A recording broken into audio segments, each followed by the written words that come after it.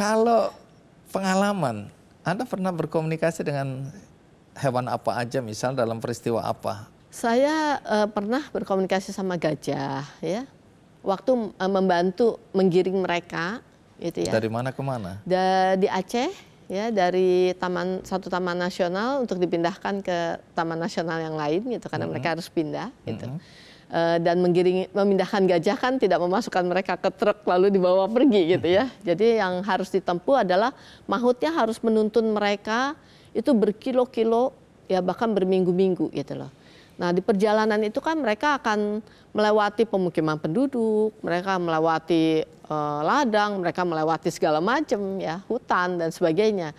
Jadi bagaimana mahut ini punya stressful juga kan, gitu loh. Nah, sementara mahut ini nggak boleh stres, karena kalau dia stres akan terbaca oleh si gajah, gitu loh. Dan kalau dia juga mahut tuh pawangnya si gajah. Pawangnya gajah, Iya. oke. Jadi Anda komunikasi dulu sama gajah-gajah ini? Iya. Apa yang Anda sampaikan? Saya memberitahu mereka bahwa mereka akan dipindahkan ke tempat yang lebih baik, gitu ya, dan mereka akan memasuki suatu perjalanan, gitu. Dan para mahut ini mereka ini orang-orang baik, gitu ya, yang mereka tidak perlu takutin, gitu ya. Jadi ini komunikasi akan dua arah atau satu arah? Anda hanya menyampaikan ke gajah-gajah atau hewan-hewan, atau hewan-hewan itu juga bisa bicara ke Anda, menyampaikan isi hati mereka? Iya, jadi seperti dua arah. Jadi pada saat itu saya sebenarnya dengan otak kanan saya itu sebenarnya saya secara telepati memberitahu mereka.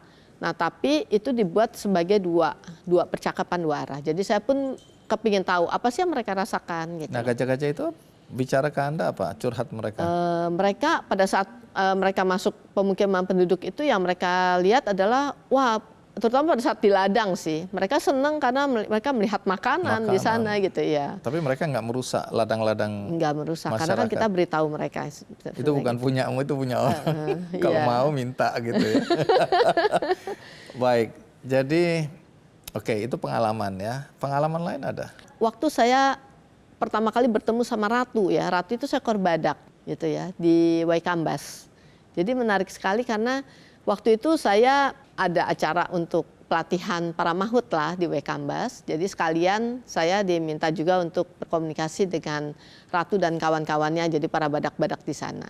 Tapi kemudian si badak-badak ini ya mereka punya problemnya masing-masing lah, gitu ya. Nah, jadi problemnya masing-masing. Kenapa ratu waktu itu dia tidak mau punya anak, nggak mau kawin lah, gitu ya. Nah, itu jadi ada drama sendiri lah di antara mereka, gitu. Jadi saya berusaha untuk memberitahu. Nah, tanpa saya sadarin sebetulnya, jadi saya baru ingat kemarin karena gara-gara saya diminta untuk masuk untuk ketemu Bang Andi. Jadi selama 3 minggu itu kami sedang membuat buku, gitu ya. Jadi saya menuliskan semua cerita-cerita itu, gitu. Jadi saya bongkar-bongkar file itu, jadi saya baru lihat, gitu. Ternyata memang ratu ini tipikal yang memang manja, gitu. Jadi waktu itu saya lihat fotonya, dia tuh seneng banget diusap-usap sama saya, gitu, ya kan, si badak ini, gitu. Tapi saya nggak menyadari itu sebetulnya. Jadi sesudah saya berkomunikasi, ya udah saya pulang ke Jakarta, meneruskan semua aktivitas. Kira-kira mungkin setahun kemudian, gitu ya, setahun 2 tahun kemudian, saya diminta karena ratu sakit waktu itu. Sudah 2 minggu dia nggak mau makan. Nah, jadi waktu itu saya baru pulang dari satu pet expo di Shenzhen, gitu ya. Jadi waktu itu saya begitu pulang ke Jakarta, besoknya saya sudah harus pergi lagi ke Waikambas, gitu loh. Jadi waktu saya sebelumnya, waktu saya masih di Shenzhen itu saya minta tolong sama murid-murid saya, gitu ya, sama tim saya. Jadi saya minta tolong dan ternyata hasilnya itu adalah ratu ini kangen dengan seorang yang badannya kecil, katanya gitu ya, mukanya agak oriental, tipikalnya. Lalu kemudian dia kepingin sekali ketemu, gitu. Lalu saya bilang sama Dokter Indra itu ya, itu direkturnya dari kehutanan, gitu. Lalu saya bilang, Dok, tolong dicari siapa orang ini. Mungkin ada dokter atau peneliti atau mahasiswa yang pernah magang di sana, gitu ya. Karena ratu itu kangen katanya sama orang ini, gitu loh. Nah, tapi mereka cari mereka nggak terpikir siapa, gitu ya. Mereka nggak bisa menemukan itu. Jadi akhirnya begitu saya datang ke sana, saya langsung komunikasi sama ratu, saya bilang, Ratu ayo makan, saya bilang gitu. Karena semua dokter eksotik sudah berkumpul di sana, gitu ya, dokter-dokter hewan yang menangani satwa liar gitu loh. Dan saya hanya satu-satunya menangani small animal kan sebenarnya. Saya tidak menangani satwa liar gitu loh. Jadi saya bilang, ayolah Ratu kamu cepat makan. Semua dokter tuh menyuntik kamu loh. Kan nggak enak seperti itu dipaksa-paksa saya bilang gitu ya. Lalu saya bilang, ayo kasih lihat mereka bahwa kamu itu oke untuk makan. Dan dia makan saat itu. Dia benar-benar dia makan gitu ya. Jadi dia saya sebenarnya bilang, kangen sama dokter Rajanti lah ya. Jadi saya cuman 2 malam atau 2 malam lah kalau nggak salah di sana gitu ya. Besoknya saya udah harus pulang lagi gitu ya. Jadi kemudian begitu saya mau pulang saya pamit lagi sama Ratu, lalu saya bilang, Ratu udah ya gitu, kamu udah oke ya gitu, saya mau pulang ke Jakarta. Yang tadinya kami berhadapan begini gitu ya, secara telepatik saya ngobrol dengan Ratu tapi berhadapan seperti ini. Lalu tiba-tiba begitu saya bilang, dia masih bernego gitu. Udahlah dokter, masih di sini dulu gitu. Aku masih kangen gitu kan. Saya bilang, ya tapi kerjaan saya banyak banget di Jakarta. Saya bilang, nantilah saya main-main lagi gitu kan. Kamu kan udah sehat, saya udah bisa tinggal kamu gitu ya. Tiba-tiba dia ngebelakangin saya, dia kasih pantatnya sama Marah. saya gitu. Iya, ngambek.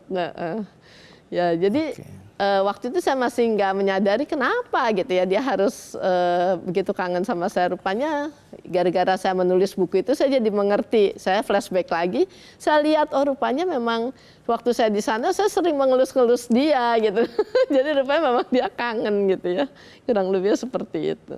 Baik, menarik. Nanti sambil cerita ya, karena ini ada Gerald dengan kesayangannya. Iya. Namanya Ocel. Iya, Gerald dan Ocel. Halo Gerald. Apa kabar Ocel? Oke, Gerald silakan duduk. Terima kasih Bang. Jadi Bu Dok. Ocel ini udah umurnya berapa Ocel? Ya, Ocel sekarang umurnya 8,5 tahun. 8,5 tahun. Oke, jadi ikut Gerald sejak umur? Dari lahir. Oh dari lahir? Ya. Jadi apa yang Dokter Janti mau peragakan dari kehadiran Ocel ini? Peragakan. Tolong tanyakan dia suka nggak hidup bersama Gerald. Kalau nggak suka, saya bisa bawa ke Purwokerto. Coba apa yang mau dikomunikasikan? Saya coba dulu ya. Iya.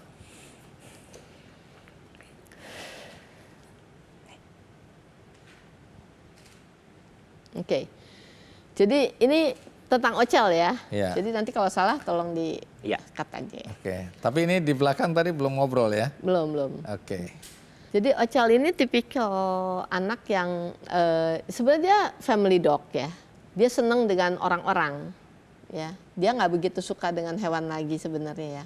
Pemilih gitu maksud saya. Oh, picky gitu ya Bu Dok ya? Ya, jadi nggak akrab dengan semua hewan. Oh, oke. Bener sih dia setiap kali ketemu tuh meskipun ramah tapi waspadanya kelihatan. Waspada. Iya. Ya. Tapi cepat bergaul tadi ya. Oke, terus sama apa orang-orang. lagi? Iya. Ya, kalau sama orang-orang dia lebih suka daripada Tapi sama hewan. kalau artinya kalau ketemu hewan yang lain atau anjing yang lain itu beda, dia picky lah ya, pilih-pilih ya. Ya, pilih-pilih. Dia nggak suka yang petakilan. Yang cicilan ya. Iya, bener lagi. Ya kan? Karena buat dia tuh annoying banget gitu loh. Dia tipikal yang family ya, yang family dog, tapi dia juga sebenarnya guard dog. Jadi dia ada stubbornnya. Agak menjaga, keras. Ada keras kepalanya sedikit kan. Okay. Jadi kalau yang dia nggak suka ya udah dia nggak suka. Gitu. Nggak mau diperintah-perintah. Iya, dan dia akan kasih lihat bahwa gue nggak suka. Gitu. Iya, dia kalau ada nggak suka sikapnya jelas. Ya, Okay. nah itu. Dan itu nggak bisa diganggu gugat gitu maksudnya. Ya kan? Gitu ya. Jadi Ocel ini tipikal anak yang dia itu explorer. Ya, dia tuh seneng sesuatu yang baru. Ya, dia kepengen banget, pengen tahu ini itu gitu ya. Meskipun kalau sama orang baru dia tetap jaga jarak ya. Ya, tapi kalau udah deket dia ya udah dia happy. Tapi dia nggak drama ya tipikalnya. Iya. Bener sih dia suka banget jalan-jalan. Ya, nah itu seneng banget diajak pergi gitu ya, gitu loh.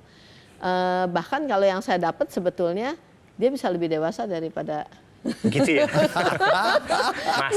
masuk nih. Aduh, salah datang ke acara nih.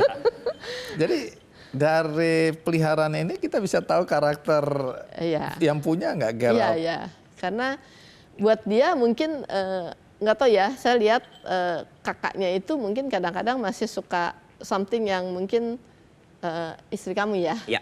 Istri kamu tuh kadang-kadang suka sedih gitu ya. Nah, dan itu mungkin dia pada saat dia sedih, mungkin dia something yang mungkin dia lagi banyak pikiran atau apa gitu loh. Terus dia mendekat gitu. Iya, Iya. Nah, Dianya Oce yang- lebih dekat, nah, jangan dijawab Gerald. Oke. Oce lebih dekat sama Gerald atau istrinya? Lebih dekat sama mamahnya, omahnya. Oh, mamanya Iya. Gerald. Mamanya istri. Oh, mamanya Iya, istri. betul. Justru lebih dekat Lebih dengan dekat. mertua. Mertua. Mertua, betul. Oke. Karena sering ditinggal atau karena apa? Enggak, karena dia memilih siapa yang memang buat dia itu chemistry paling kena. Oh, jadi sama mama mertua Jadi dia yang nurut paling kena. banget ya, sama mama sangat nurut. Ya, kalau sama Gerard masih nawar-nawar. Betul, betul. Tapi Karena dia merasa masternya itu bukan Gerald, tapi Waduh. masternya itu mama sebetulnya. Siapa yang kasih makan paling banyak? Ya, betul. Benar-benar. Sebenarnya enggak Yang juga ngurus sih. paling Oh, sering. iya. Enggak juga sebenarnya. Tapi mama ini kan cukup disiplin ya. Ya. Ya, dan cukup keras ya. Ya. Kalau ini dengan disiplin. Betul. Jadi dan dia memang tipikal yang chemistry-nya kuat banget sih sama mamanya. Dia berusaha selalu ngejagain mama kan. Ya apalagi kalau nggak ada siapa-siapa ya. Betul, iya. Gitu loh. Apalagi sejak papa nggak ada ya. Iya, betul. Nah, ya. Kalau tadi kan Dokter Janti bilang bahwa ada terapi yang bisa dilakukan jarak jauh. Ya. Data apa atau informasi apa yang dibutuhkan oleh Dokter Janti untuk bisa berinteraksi jarak jauh dan bagaimana cara interaksi jarak jauhnya untuk terapi? Terapi ini kan nggak selalu kesehatan ya, ada masalah apa Behavior. sifat, ya tabiat atau gitu ya. Ya.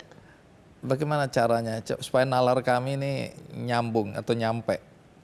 Sebetulnya kalau kita bicara gelombang alfa ya, gelombang alfa itu kan yang dipakai oleh para hipnoterapis sebetulnya ya.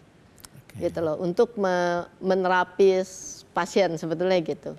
Sama aja sebetulnya saya juga menggunakan gelombang alfa itu untuk menyampaikan pesan yang masuk di subconsciousnya mereka. Oke. Karena subconscious itu kan bagian dari otak kita ya, yang menyimpan data sebetulnya.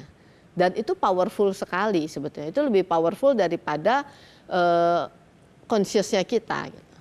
Meskipun untuk kami tidak mengatakan itu subconscious sebetulnya, tapi kami tetap mengatakan itu adalah conscious karena kalau subconscious kan seakan-akan dia tidak sadar. Iya, tapi ini alam bawah sadar. alam bawah sadar. Sebetulnya alam bawah sadar ini adalah conscious juga sebetulnya. Oh, Gitu. oke. Dan termasuk juga dengan sel ya.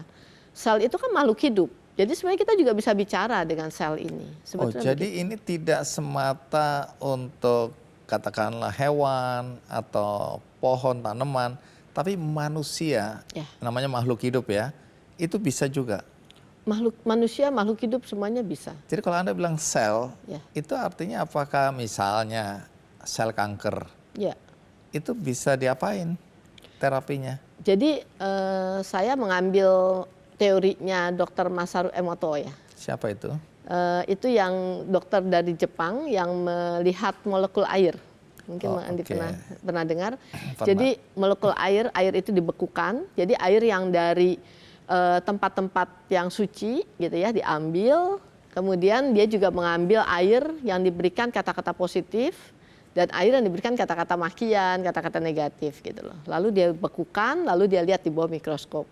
Ternyata molekul air ini memberikan gambaran yang berbeda-beda.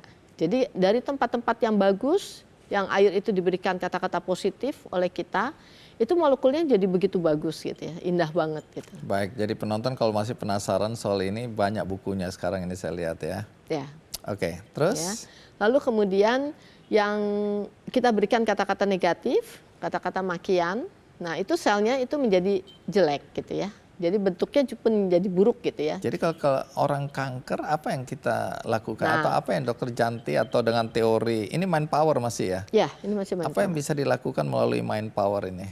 Jadi sebetulnya kita punya otak kanan itu sebenarnya dia tidak terbatas oleh ruang dan waktu sebetulnya ya. Jadi kita itu bisa menembus sampai ke sel yang terkecil sebetulnya dengan menggunakan kemampuan kekuatan pikiran kita. Jadi apa yang disalurkan atau disampaikan? Jadi kalau dia adalah bakteri, dia adalah virus, ya kita jangan memberikan kata pujian kan pada mereka. Tapi sebaliknya, kita berikan mereka ya kata-kata yang membuat mereka itu pergi atau mereka itu mati sebetulnya gitu loh. Ini sama dengan doa. Ya, mirip seperti itu. Doa. Ya. Oke, Ya, orang yang percaya pada kekuatan doa ya. Ya. Saya Sebenarnya termasuk doa orang itu yang kan sangat satu percaya afirmasi pada- juga ya. Iya. Ya, Baik. itu yang saya lakukan dengan beberapa pasien yang terkena kanker ya. Memang nggak mungkin lah kita lakukan itu satu kali ya. Tapi ya memang itu dibutuhkan kesabaran. Karena kan kalau kita nggak sabar kan ya susah ya gitu loh. Baik, tapi omong-omong apa yang Anda lakukan, Anda dokter hewan. Apa yang Anda lakukan ini di sejawat Anda dilihatnya gimana? Ada pro kontra atau ada yang protes atau ada yang menganggap Anda ini lebih banyak kliniknya atau lebih banyak anehnya gitu? Ya pasti ada lah ya. Oke. Ya. Terus bagaimana Anda menjelaskan secara ilmiah atau akademis? Sebetulnya ya mereka pasti berpikir begitu karena mereka menutup diri mereka dari informasi ya, gitu loh. Artinya kan kalau mereka mengerti tentang bagaimana otak kanan itu bekerja, tentang gelombang alfa, ya pastinya mereka tidak akan melihat ini sebagai sesuatu yang menjurus ke klinik ya. Meskipun ya saya juga menyadari itu benangnya tipis sekali sebetulnya antara klinik dukun dengan ilmu ini sebetulnya gitu. Hanya kan ya kami tidak menggunakan makhluk-makhluk astral gitu ya. Kami benar-benar full menggunakan kemampuan dari pikiran, sebetulnya seperti itu. Baik, Gerald, kalau satu hari ada masalah dengan Ocel, kamu percaya nggak untuk menggunakan ilmunya dokter Janti ini atau lebih baik kamu bawa langsung ke dokter hewan yang disuntik terus tenang gitu? Ya, tentunya dia secara umum juga takut sih ke dokter hewan kan. Udah pernah ngalamin tuh disuntik segala Ini macam. sekarang nggak takut ya dia? Tapi dia karena udah ngobrol sama Bu Dokter Janti, jadi ternyata bisa komunikasinya bisa bener ya gitu. Jadi karakter dia terbaca gitu. Jadi dan dia juga tadi langsung nyaman sih sama wilayah sini, sama orang-orang di sini, termasuk sama Bu Dokter. Jadi ya pasti worth a shot lah kalau misalnya dia ada kenapa-napa. Gitu sih Bang. Oke, terima kasih Dokter Rajanti, menarik sekali ya. Thank you Ocel. Ini kita kembalikan kepada siapapun yang menonton, tapi ya apa yang sudah Anda jelaskan itu ada nalarnya ya. Ya. Bagi sebagian orang mungkin dianggap di luar nalar ya. Setelah ini kita akan mendengarkan cerita tentang seorang perempuan yang mengambil risiko menjalani profesinya. Bagi sebagian orang tentu ini di luar nalar. Lalu apa yang dia kerjakan dan apa risiko yang dia ambil dalam pekerjaannya? Kita rehat sejenak, saya akan segera kembali. Jadi dulu aku pernah di Medan itu main sampai 5 orang dalam satu tong. 5 orang dalam satu tong? Iya, 4 sepeda motor, 1 sepeda ontel.